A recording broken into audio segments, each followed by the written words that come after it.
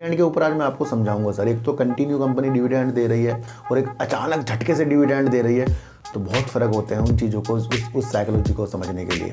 तो यहाँ पर कंपनी के साथ देखा जाता है ना, खरीदने बेचने के साथ नहीं देखा जाता। किसी भी कंपनी के बारे में अगर आपको नॉलेज चाहिए तो उसके काम को आपको समझकर चलना पड़ेगा। देखो सर, TCS के पास दुनिया का सबसे बड़ा और सर्वाधिक AI कर्मी है, यानी कि कर्मचारी हैं उसके पास, दुनिया का सबसे बड़ा से जाएंगे। देखो सर, एक बात करेंगे, कुछ कंपनियां इस तरीके की होती हैं, उनके ऊपर ना एनालाइज करना मेरे हिसाब से ज़्यादा सही नहीं है, क्योंकि वो कंपनी इतनी अच्छी होती है उन पर एनालाइज आएगी। आप अपनी टीम को जब मजबूत कर देते हैं, फिर उस टीम के अंदर वो हुनर हैं जो आने वाली आधुनिक चीज़ों को वो समझ सकते हैं। और AI पूरी थी, लेकिन रात को वो न्यूज आई थी, तो यहाँ पर एक पासे पलट गए। यहाँ पर जी एंटरटेनमेंट ने जो NCLT प्लान है, कहीं दूर जाने का प्लान है, और अचानक से बड़ा तूफान आ जाए, बड़ी चीज़ें आ जाएं जहां आप बाहर निकलना मुश्किल है, उसके बाद भी आप कह रहे हो चलो भाई कार निकालो हम तो बाहर जाएंगे। ये वही होता है कि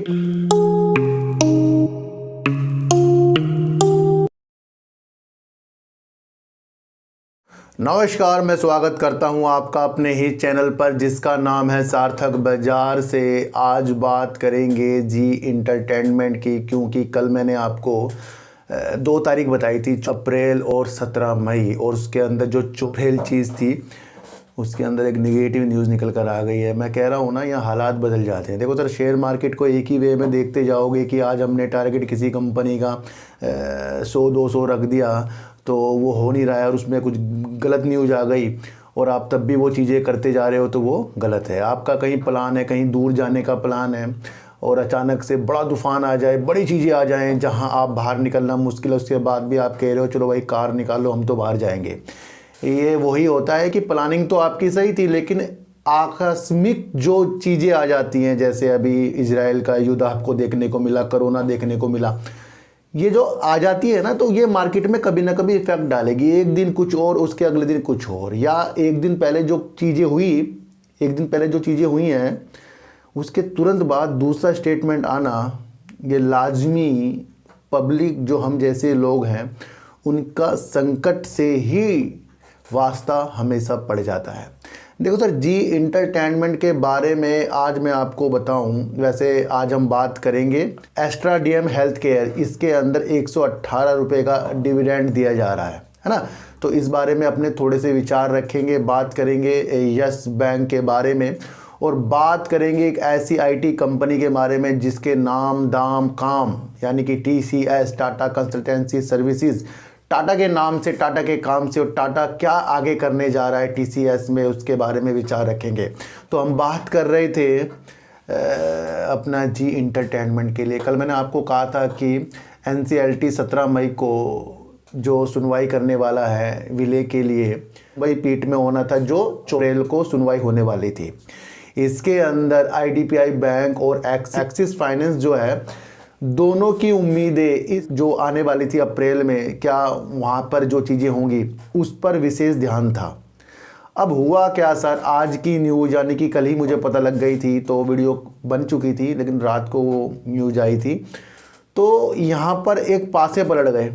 यहाँ पर जी एंटरटेनमेंट ने जो NCLT में विलय के लिए याचिका लगा रखी थी सुनवाई करने के लिए, उसने उस याचिका को वापस कर लिया है। यानी कि 24 अप्रैल को जिसमें सुनवाई होनी थी उससे पहले ही जी एंटरटेनमेंट ने उस याचिका को वापस ले लिया है। यहाँ से पब्लिक हो गई भाई गुमराह, क्योंकि पब्लिक ने इस डील के लिए बहुत चीज़ें कर रखी थी। IDPI बैंक भी और एक्सिस भी इसका वेट कर रहे थे, हम भी कर रहे थे। कल मैंने आपके लिए इसके लिए ऊपर वीडियो बनाई थी, लेकिन जज्बात बदल गए एकदम। तो यहाँ जो न्यूज़ आई, अब इस पे फोकस होगा ना सर हमारा। देखो सर, जी एंटरटेनमेंट ने अपनी याचिका विलय वाली वापस कर ली है। वो इसलिए कर ली है क्योंकि सोनी और जी का मध्यस्थता का एक केस जो है सिंगापुर में भी चल रहा है। तो उस केस के लिए अच्छे दावों को प्रस्तुत करने के लिए, आक्रामक रूप से लड़ने के लिए, कानूनी लड़ाई लड़ने के लिए उसने इस चीज़ को वापस कर लिया है। ये एक निगेटिव न्यूज़ आ गई है, पर यहाँ पर अभी वो चीज़ें नहीं हुई है जिस चीज़ का हमें इंतजार है, यानी कि फाइनल तो सर सिंगापुर से होगा। और तो यहाँ से आपको ये समझना है कि शेयर मार्केट में कभी ना कभी कुछ ना कुछ हो जाएगा। तो यहाँ पर जी इंटरटेनमेंट थोड़ा सा इससे शेयर कह रहा हूँ, क्योंकि ये तो वही कंपनी की तरफ से वापस किया गया है, विड्रॉल कर लिए अपनी चीज़ें ना, जो याचिका लगा रखी थी। पर अब IDBI बैंक और एक्सिस इससे बड़ा इंतज़ार कर रहे थे इसका, और उन्होंने कहा था कि 17 मई की सुनवाई होने से पहले उनको 4 अप्रैल की सुनवाई पर विशेष ध्यान देना है। क्योंकि उन्होंने एक लाइन और भी कही थी इसके अंदर IDBI बैंक ने, क्योंकि IDBI बैंक की तरफ से जो इस NCLT की चीज़ें कर रहे थे, तो उन्होंने कहा था कि उनको इस 24 अप्रैल की जो सुनवाई होगी उससे डील की राह खुलेंगी। पर अब डील की राह कैसे खुलेंगी, वहाँ पर तो जी इंटरटेनमेंट ने उस चीज़ को वापस कर लिया है। तो चीज़ों को समझते जाएंगे। देखो सर, एक बात करेंगे, कुछ कंपनियां इस तरीके की होती हैं, उनके ऊपर ना एनालाइज करना मेरे हिसाब से ज़्यादा सही नहीं है, क्योंकि वो कंपनी इतनी अच्छी होती है, उन पर एनालाइज क्या करें भाई। TCS जो कंपनियां हैं, इन पे क्या एनालाइज करें। HDFC बैंक है, बस इन पे तो न्यूज़ पर विशेष हमें फोकस करना चाहिए ना भाई। TCS आपको पता है IT कंपनी है, AI पर विशेष तौर पर ध्यान दे रही है। 11,000 से अधिक इसके पास ग्राहक हैं, 200 कस्टमर इसके पास जो हैं AI और जेन AI पर आधारित है, उसका ये आंकड़ा बढ़ा रही है। तो इन कंपनियों के ऊपर तो आपको पता ही है कि टाटा की ये IT कंपनी है, इन पर तो विशेष तौर पर अपनी सिप लग सकती है ना भाई। सिप लगेगी क्योंकि यहाँ पर जितना भी व्यापार होगा उसमें तो ये बेस्ट कंपनी TCS आपको लग ही रही है। आज विशेष तौर पर TCS की वीडियो बनाने का माध्यम इसलिए था क्योंकि कंपनी की तरफ से एक हमारी राह खोली गई है AI की तरफ। देखो सर, AI की तरफ राह खोलने का मकसद मैं आपको बीती चीज़ें बता दूं। जब मैंने आपको बताया था कि हमारे देश के प्रधानमंत्री जी ने बताया था कि AI की तकनीक को सीखने के लिए, काम करने के लिए भारत तत्पर तैयार है, और ऐसे मौके को जहां भारत AI का नेतृत्व पूरी दुनिया के लिए करेगा, तो उसके लिए इस मौके को हाथ से जाने देने का नहीं। अब मुझे लगता है कि हमारे जो देश के प्रधानमंत्री जी हैं वो ना भाई पूरी एनालाइज करते हैं पहले। उनको पता है कि उनकी कौन कौन सी कंपनियां इस क्षेत्र पर आगे हैं और विशेष तौर पर अच्छा AI पर काम कर रही हैं, तो उनके पास रूपरेखा सारी है। तभी उन्होंने इस तरीके से बोला कि भाई दुनिया का AI का नेतृत्व, और बाहर के लोग भी बोल रहे हैं कि भारत ही इस तरीके से कर सकते। तो यहाँ पर AI का उद्योग ज़्यादा बढ़ने की उम्मीद है। देखो, जितनी भी कंपनी AI पर काम कर रही है और उनका फंडामेंटल सही है, तो उनके ऊपर हमारा विशेष ध्यान देना चाहिए, क्योंकि AI ने हमारी एक दृष्टि को चेंज कर दिया है, और इस चीज़ को सीखने के लिए कंपनी तत्पर तैयार हो रही है।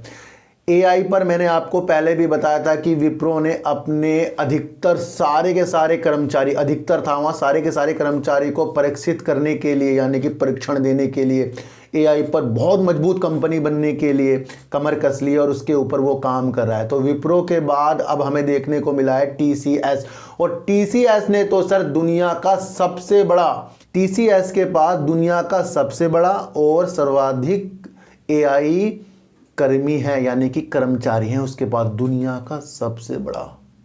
करीब 3 लाख कर्मचारी को वो AI पर शिक्षित कर चुका। नहीं, उनके जो 3 लाख कर्मचारी हैं वो दुनिया के सबसे ज़्यादा ऐसे कर्मचारी बन गए, जिस कंपनी के अंदर 3 लाख ऐसे कर्मचारी हैं जिन्होंने AI की तकनीक को सीखने के लिए उन्होंने सराहना की है। TCS ने सराहना की है कि उनके कर्मचारियों ने एक रिकॉर्ड सा बना दिया और दुनिया का सबसे बड़ा कर्मचारी इस तरीके के बन गए हैं, यानी कि वो AI पर सक्षम है, चाहे वो जेन AI पर हो या फिर आपका AI पर हो, है ना। तो ये एक बहुत बड़ी उपलब्धि हमारे सामने आ गई है, जिसके अंदर AI पर विशेष तौर पर TCS ने हमारी आंखें खोल दी है। देखो सर, TCS विशेष तौर पर IT के लिए काम करता है, लेकिन AI भी इसी क्षेत्र की एक तकनीक है, उसको परीक्षित उसके जब कर्मचारी करेंगे तो उसका कितना बड़ा नेटवर्क फैल जाएगा। तो यहाँ से कुछ कंपनियों को उनके वजूद के साथ देखा जाता है ना, खरीदने बेचने के साथ नहीं देखा जाता। किसी भी कंपनी के बारे में अगर आपको नॉलेज चाहिए तो उसके काम को आपको समझकर चलना पड़ेगा। देखो सर, अभी TCS ने अपने रिजल्ट भी प्रस्तुत किए हैं, वहाँ पर भी धमाकेदार इन्होंने अपने रिजल्ट प्रस्तुत किए, उससे भी ये चर्चा में टीसीएस था, है ना। तो काफ़ी तकनीक के मामले में उजागर होता जा रहा है टीसीएस। देखो तो दिसंबर 2022 में कंपनी की जो सेल्स थी वो करीब 58,229 करोड़ रुपए की सेल्स और करीब 10,883 करोड़ रुपए का प्रॉफिट 2022 में दिसंबर की तिमाही में टीसीएस ने किया था। अब उसे बढ़ाकर इसने दिसंबर 2023 में करीब 67,237 करोड़ रुपए की कर दी है और करीब दिसंबर 2023 में अपना प्रॉफिट लाकर दिखा दिया, जो हमें 12,502 करोड़ रुपए, यानी साल दर साल सेल्स को बढ़ाया। बड़े धमाकेदार इसका सर रिजल्ट आया है। देखो सर, एक आपको चीज़ समझनी पड़ेगी, एआई जितना विस्तार करता जाएगा टीसीएस की वैल्यू उतनी बढ़ती जाएगी। आप अपनी टीम को जब मजबूत कर देते हैं, फिर उस टीम के अंदर वो हुनर हैं जो आने वाली आधुनिक चीज़ों को वो समझ सकते हैं, और एआई पूरे वर्ल्ड में एक तेज़ी से एक क्रांति फैलती जा रही है, जिसके तहत अपनी क्षमताओं को हर देश बढ़ा सकता है, और उसके अंदर एक महारत हासिल टीसीएस ने कर दी है, और वो दुनिया का सबसे बड़ा इस तरीके का एक कर्मचारी रखने वाला कंपनी बन गई है, जिनके 3 लाख कर्मचारी इस तरीके से प्रशिक्षित हैं। तो एआई की उनको ज़्यादा नॉलेज है, तो और भी इस तरीके से अपनी क्षमता को बढ़ाते जाएगा। देखो सर, कंपनी के पास अगर रिजर्व देखें तो वो करीब 90,127 करोड़ रुपए का तो रिजर्व है, और करीब 8,021 करोड़ रुपए करीब का पास कर्जा, और 90,000 करोड़ रुपए इनके पास पड़े हुए हैं कंपनी के पास। तो कंपनी वैल्यूबल है। ऑपरेटिंग सिस्टम कैश फ्लो भी इनका बहुत बेस्ट है, और उससे भी ये कंपनी अपने व्यापार में वो वर्क जो साल भर में इसने किया उससे पैसा डाल रही है। तो मार्च 2 कंपनी ने 44,338 करोड़ रुपए डाले हैं। तो ये भी आपको समझना है, और कहीं ना कहीं कंपनी डिविडेंड भी देती जा रही है। डिविडेंड के ऊपर आज मैं आपको समझाऊंगा सर। एक तो कंटिन्यू कंपनी डिविडेंड दे रही है, और एक अचानक झटके से डिविडेंड दे रही है, तो बहुत फ़र्क होते हैं उन चीज़ों को, उस साइकोलॉजी को समझने के लिए। तो यहाँ पर कंपनी बड़ी बेस्ट लग रही है। देखो सर, यहाँ पब्लिक को माल जो है डर के मारे वो लेती नहीं, क्योंकि ऊपर की तरफ ये शेयर है, करीब 3800 रुपये करीब का ये शेयर चल रहा है ना।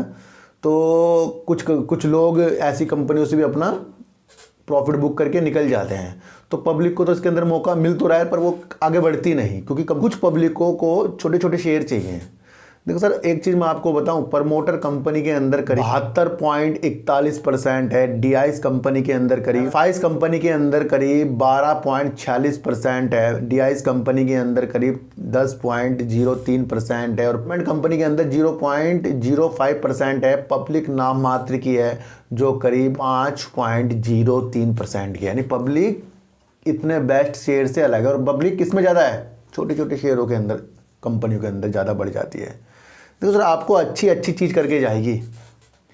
यस बैंक में आप कितना दिमाग लगा रहे हैं, और यस बैंक के अंदर एक निगेटिव न्यूज़ निकल कर आ गई थी कल। तो अच्छी चीज़ आपको अच्छी करके जाएगी, और वहाँ पर जहाँ पर एआई की क्षमता को बढ़ाने के लिए इसने इतना बड़ा नेटवर्क कर लिया। दूसरा, अगर मैं आपको बताऊँ, बीते महीनों पहले या कुछ महीनों पहले एक न्यूज़ निकल कर आई थी, जहाँ पर टीसीएस के नेतृत्व में, टीसीएस देख रहा है कंसोर्टियम के माध्यम से, उस कंसोर्टियम के माध्यम, यानी कि 2 जने कुछ चीज़ों को ज्वाइंट वेंचर में काम करते हैं किसी कंपनी के लिए, तो उसका नेतृत्व भी टीसीएस कर रहा है, और 15,000 करोड़ रुपए का एक 4G नेटवर्क का ऑर्डर बीएसएनएल से भी जीत चुका है टीसीएस। तो यहाँ पर आपको ये भी देखना है कि टीसीएस और अच्छा होगा जब बीएसएनएल छाता जाएगा, बीएसएनएल आगे बढ़ता जाएगा, और बीएसएनएल जब आगे बढ़ता जाएगा तो तकनीकी वाली चीज़ें टीसीएस से ही वो इस तरीके के ऑर्डर्स को देता जा रहा है। तो इन चीज़ों से भी कंपनी को हमें देख लेना चाहिए। वर्तमान में टीसीएस अपने ग्राहकों के साथ, करीब 200 ग्राहकों के साथ जेन एआई पर शोधों के लिए उनके अनुबंधों पर काम कर रहा है, और उसको विश्वास है कि जो ये इस तरीके से 200 कस्टमरों के साथ काम कर रहा है जेन एआई पर, तो उसके अंदर उसको आशाजनक उम्मीदें हैं कि उसमें वो बहुत ज़्यादा सफलता प्राप्त कर लेगा, है ना। तो इस तरीके से भी आपको कंपनी की तरफ देखना चाहिए कि ये अपनी एआई की क्षमता को बढ़ाता जा रहा है।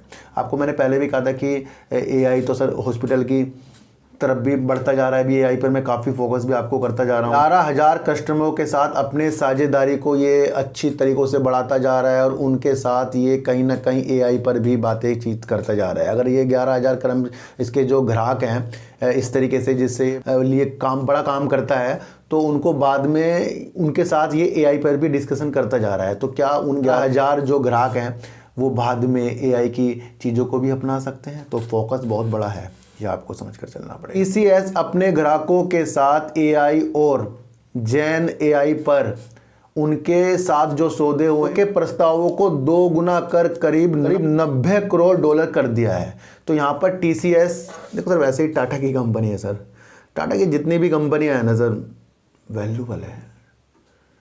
टीसीएस की मेरी शायद ये पहली वीडियो है, और जब मुझे कुछ चीज़ों को अलग अलग ढंग से समझ में आती है तो मैं उन चीज़ों को आपके सामने अलग अलग ढंग से रखता हूँ, और उससे मुझे काफ़ी अच्छा लगता है कि काफ़ी लोग जो मेरी वीडियो को देखते हैं उनको अलग अलग तरीक़ों से चीज़ें समझ में आएगी। एआई पर अगर इतने सारे कर्मचारी टीसीएस के पास हो गए हैं, प्रशिक्षित हो गए हैं, तो दूसरा विप्रो भी इससे पीछे नहीं है। ये मैंने आपको बीते दिनों बताया। मैंने आपको बताया था कि डिजिटल फ्रॉड में भी कहीं ना कहीं एआई चीज़ें टूल काम करती है, और एआई पर एक मुख्य तौर पर एक नाम और है, पर उसे संवरने में काफ़ी दिन लग जाएंगे, काफ़ी महीने लग जाएंगे। जो मैंने आपको बता रखा है इन्फीबीम, जिसका गुजरात में भी एआई का हब बन रहा है। तो एआई को छोटा मत समझो, क्योंकि आज बड़ी कंपनी से तुलना करके मैंने आपको एआई को बारे में समझाया है, और देश के प्रधानमंत्री की ये वो चीज़ें हैं जो आपको समझ में आनी चाहिए, है ना।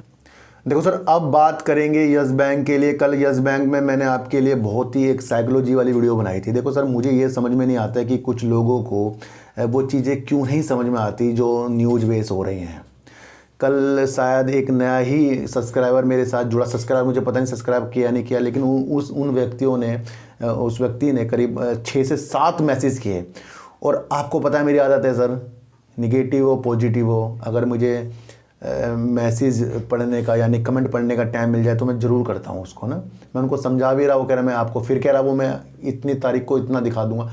भैया मैंने कब कहा कि ये 27 तारीख को वो कह रहे हैं कि 30 रुपये दिखा दूंगा? भैया मैंने तो 50, 100, 200, 20, 30, 10, मुझे इन चीज़ों से मतलब नहीं है कि यहाँ पर ये शेयर जाएगा। मैं आपको वो चीज़ समझा रहा हूँ जो एक बड़े एनालाइज करने वाले व्यक्ति ने बताया और वो न्यूज़ पर छपाया। क्या उस चीज़ को आपको नहीं समझना है कि जो न्यूज़ आ रही है, क्या वो साइकोलॉजी शेयर की भी पलट सकती है? जब किसी भी न्यूज़ में आपको किसी कंपनी के बारे में कुछ बैड न्यूज़ मिले तो वो इफ़ेक्ट हाल ही के दिनों में न डाले, पर आगे वो डाल सकती है। क्योंकि किसी व्यक्ति का ये कहना कि वो 20 रुपये तक इसका आधार देख रहे हैं, भाई यहाँ तक के तो संभल सकता है ना, उससे नीचे भी जा सकता है। वो आपको मैं ना बताऊं तो फिर इसका मतलब क्या है? देखने वालों को ये समझना चाहिए, न्यूज़ बता रहा हूं भैया और उसकी साइकोलॉजी बता रहा हूं। यहाँ हम एक दूसरे से प्रतिस्पर्धा अगर करने लग गए तो मुझे यकीन है हम कभी आगे नहीं बढ़ सकते। मुझे किसी की चीज़ें अच्छी लगती हैं तो मैं उस पर विचार करूँगा, अगर मुझे किसी की चीज़ें बेकार लगती हैं तो मैं उस पर विचार नहीं करूँगा, मैं फिर अपनी चीज़ों को ही करूँगा। मेरा माध्यम वो है कि अगर आपको मेरी चीज़ें, मेरे ज्ञान अच्छे लग रहे हैं तो विचार कीजिए उस पर, और अगर नहीं लग रहे हैं तो ब्लॉक कीजिए उसको। साफ सीधी बात है। तो जो इतने बड़े एनालाइज करने वाले मानस जायसवाल जी ये कह सकते हैं कि बाद में तो फिर लॉस ही बुक करना पड़ सकता है, निकलने की उनकी सलाह है, तो ये क्या चीज़ें हैं? वो चीज़ें मैंने आपको एक्चुअल में समझाई हैं। कृपया अगर वो चीज़ें नए लोग ना समझे, पुराने लोग तो सारे समझते हैं मुझे, है ना, तो वो ज़्यादा चीज़ें हो सकती हैं। कल एक व्यक्ति ने कहा कि हम ना ये जो आप ज्वाइन कर रहे हैं, उसी ने कहा व्यक्ति ने, मुझे ये पसंद नहीं है। भैया किसने कहा कि आप कर लो? आपका दिल है तो करोगे, आपका दिल है तो नहीं करोगे। मैं आपका पकड़ के कहा कि 29 रुपये ज्वाइन कर लो, 29 रुपये से आप मेरा घर चला दोगे क्या? भैया एक चीज़ें समझ आ रहा हूँ, कुछ बता रहा हूँ कि वो पैसा कहीं चीज़ों में लगता है, या तो वो चीज़ें आपको समझ में नहीं आती।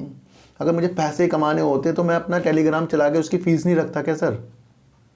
काफ़ी लोग टेलीग्राम जो चलाते हैं उनकी फ़ीस कितनी होती है, और अधिकतर मैंने जितनी भी टेलीग्राम की चीज़ें मेरे जो स्क्रीनशॉट भेजते हैं मुझे तो समझ में नहीं आती वो।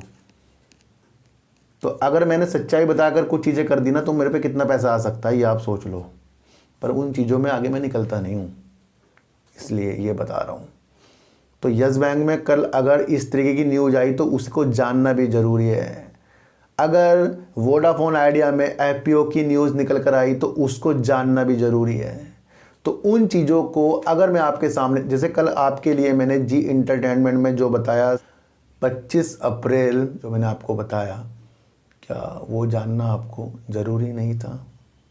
उसको जानना भी ज़रूरी था। इसलिए कह रहा हूँ, हृदय से हृदय मिलाइए, सच देखने की चीज़ें रखिए। और जो इतना ज़्यादा एक ही शब्द को बार बार कमेंट करेगा 8 से 10 बार, तो मुझे लगता है कि भाई माइंड में कमी है थोड़ी सी, उन चीज़ों को हमें सुधारना पड़ेगा, है ना। चीज़ें एक बारी में समझ में आती हैं, किसी की एनालाइज एक मुझे किसी व्यक्ति से मिला लो, मैं उसका दिमाग ही पढ़ लूँगा पूरा पूरा। तो उस विद्या को आपको सीखना है।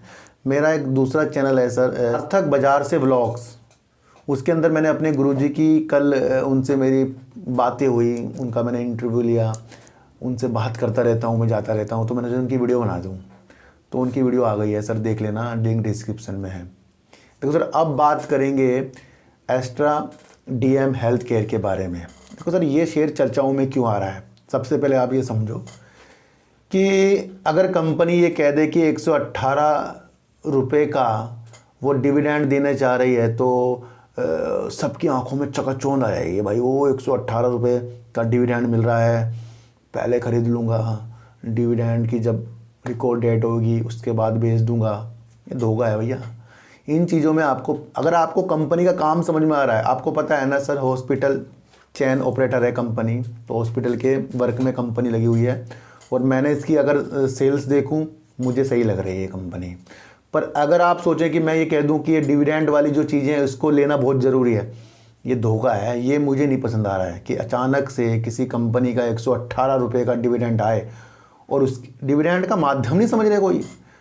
मेरी एक बात समझो, एक छोटी सी बात बताऊंगा। डिविडेंड अगर आपको मिल रहा है, आप किसी कंपनी में निवेशित हो, आप किसी कंपनी में निवेशित हो और उसके अंदर डिविडेंड आपको मिल रहा हो, तो वो एक्चुअल चीज़ें हैं, पॉजिटिव चीज़ें हैं। डिविडेंड बताकर दिया जाना, हर एक कंपनी डिविडेंड बताकर देती, क्यों देती है आपको नहीं समझ में आया। अगर किसी कंपनी ने 5 रुपये का डिविडेंड दिया तो वो एक लालच क्रिएट कर रही है हमारे सामने, क्योंकि मेरा माध्यम ये है कि डिविडेंड उस वजूद से मिलना चाहिए जिस शेयर को हमने साल, 2 साल, 5 साल, 10 साल रखा हो और उसका डिविडेंड हम ले रहे हो। जो शेयर हमारे पास नहीं है उस पर डिविडेंड की न्यूज आई तो आपने फिर कंपनी का काम नहीं समझा, आपने समझा 118 रुपये का मिल रहा है, आपने उस वजह से शेयरों को खरीदा। ये क्या है? ये एक सट्टा होता है। ऐसी बहुत लोगों को मेरी बात गलत लग सकती है और जिनको सही लग रखी है वो कमेंट कर देना। आप किसी शेयर को तब ले रहे हैं जब वो टॉप पर है, और टॉप पर ही उसने ऐलान कर दिया कि 118 रुपये का मैं डिविडेंड दे रही हूँ, और आपको पता है कि डिविडेंड देने के बाद फिर वो प्राइस कम भी हो जाता है। अभी शेयर प्राइस 520 रुपये टॉप पर ही चल रहा है, और अगर इसके अंदर से 118 रुपये कम हो गए तो शेयर 402 रुपये में आ जाएगा। और अगर कंपनी का शेयर और 50-60 रुपये नीचे आ गया तो सालों सालों बर्बाद हो जाएंगे आपके इसके अंदर। तो फिर आप क्या होगा, फिर आप और टेंशन में आ जाओगे, फिर आप डिविडेंड भूल जाओगे कि 118 का मुझे डिविडेंड भी तो मिला है। तो प्राइस तो करेक्शन होती है ना, उस विधि को आप समझते हो। कंपनी का काम सही है, कंपनी सेल अच्छी करे, कंपनी भारत में ग्रोथ करती जा रही है, और कंपनी ने अचानक से 118 का डिविडेंड दिया, उस माध्यम से अगर आप शेयर को ले रहे हो तो मैं लाजमी इसके अंदर आपको सलाह देना, मैं तो सलाह देता ही नहीं, मुझे नहीं अच्छा लग रहा है ये। और अगर आप कंपनी के काम को देख कर ले रहे हो और आप इस चीज़ को भी जानते हो कि अगर मैं, देखो सर, अधिकतर तो लोग इसको सोच रहे हैं कि पहले रिकॉर्ड डेट 23 तारीख है, पहले अगर इस कंपनी के शेयर अगर वो ले लें और वो सोच रहे हैं कि रिकॉर्ड डेट के बाद एकदम बेच दूंगा, नहीं निकलने का मौका मिला। कुछ चीज़ों को समझो, कुछ चीज़ों को वजूदों के साथ समझो। इसलिए सिलेक्टेड शेयरों में काम करना सीखो, अच्छी अच्छी चीज़ों पर अपना दिमाग लगाओ। पैनी स्टॉक से थोड़ा दिमाग हटाकर 95% अच्छे अच्छे शेयरों पर दिमाग लगाओ। डिविडेंड मिलना एक अच्छी चीज़ है, पर डिविडेंड हमें जो लेना है हम किस माध्यम से ले रहे हैं। वैसे मेरा एक माध्यम है कि डिविडेंड जो है ना जो कंपनी बताए ना किसी को भी भाई हम डिविडेंड कब दे रहे हैं, क्या दे रहे हैं, वो तो उन वैल्यूबल ग्राहकों को मिलना चाहिए, शेयर धारकों को मिलना चाहिए जो बेचारा किसी कंपनी के अंदर अपना निवेश करके सालों से बैठा है, सालों से किसी कंपनी के अंदर निवेश करके बैठा है, उसे अचानक से जिनके पास इतने साल से पहले ये शेयर है उनको डिविडेंड में। पर ऐसा होता क्यों नहीं? क्योंकि ज़्यादा निवेश चाहिए कंपनी को। तो विधि को समझिए और जो विधि को समझेगा आगे बढ़ेगा। तो मेरे हिसाब से डीएम का जो भी ये डिविडेंड आ रहा है बहुतों के लिए अच्छा हो सकता है, पर मैं इस चीज़ के चक्कर में इस शेयर को नहीं लूँगा। बातों को जो समझेगा वो दूर तक के लिए जाएगा। टीसीएस ने ये बता दिया कि वो एआई की टीम बड़ी धमाकेदार, दुनिया की सबसे बड़ी बना चुकी है। इससे आपकी दिशा क्या निकल रही है थोड़ा सा मुझे बताना।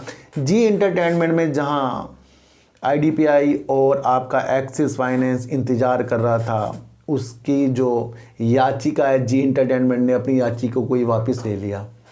अब वो सिंगापुर में लड़ाई करेगी इन चीज़ों के लिए। तो ये आपको क्या दिशा दे रहा है ये समझ कर चलना। यस बैंक के अंदर जो कल निगेटिव न्यूज़ आई थी उस पर वीडियो बनाई थी। मेरा क्या माध्यम है आपको, क्या वो न्यूज़ को पॉजिटिव कर दूं? ये सुनना चाहते हैं कुछ लोग, तो ऐसे मेरे से कभी नहीं होगा। जो चीज़ है मैं आपको बता रहा हूँ। कल जी इंटरनेट में कुछ और बताया था, आज कुछ और बताया, तो अब ये मत कहना कुछ और क्यों बताया। हम देख रहे हैं मसले, और मैंने कहा था जिस कंपनी के अंदर डील के मसले हों, अलग अलग मसले हों, उसमें समय लगता है। तो अब सिंगापुर में तक ये बात की है ना, तो इसमें बहुत समय लगने वाला है। तो थोड़े से दिशा को चेंज कीजिए। किसी आस के चक्कर में निगेटिव चीज़ों को पकड़ना बहुत गलत हो सकता है, ये आपको समझ कर चलना। तो आज की वीडियो पूर्णतया एआई पर आधारित है, समझाने के ऊपर है, साइकोलॉजी को डेवलप करने के ऊपर है, डिविडेंड के ऊपर है, और अपने व्यक्तित्व पर निखार करके शेयरों को समझने के ऊपर है। तो जिनको आज की वीडियो अच्छी लगी सर एक बार मुझे कमेंट में ज़रूर बता देना, और मेरा ब्लॉग चैनल जो है एक बार उसे कृपया देख लेना, क्योंकि उसके ऊपर मुझे ज़्यादा फोकस करना है, जहाँ पर मैं अपनी उमंगों को अच्छी तरह जी सकता हूँ। तो सर सच्ची वीडियो देखिए, अच्छी वीडियो देखिए और समझ कर देखिए। किसी को भी शेयरों को खरीदने बेचने की मेरे चैनल पर सलाह नहीं है। मैं सिर्फ यहाँ न्यूज़ बता रहा हूँ और न्यूज़ को आपको समझना है, बल्कि ये प्रतिस्पर्धा मत करें कि मैं आपको ये कर दूंगा वो कर दूंगा। भैया जो आपको करना है वो आप करें, आप अपने टारगेट खुद सेट करें। मैं तो खुद ये कहता हूँ, आपको समझना है। अगर जो नहीं समझेगा वो तो धोखा आगे खाएगा। तो चीटे को आटा दीजिए, गाय को रोटी दीजिए, और अपने बच्चों को ज़्यादा से ज़्यादा प्यार कीजिए, क्योंकि बच्चे ही आपकी मासूमियत से किस्मत पलटेंगे। तो फिर मिलेंगे आपसे नई वीडियो के साथ, जब तक के लिए नमस्कार।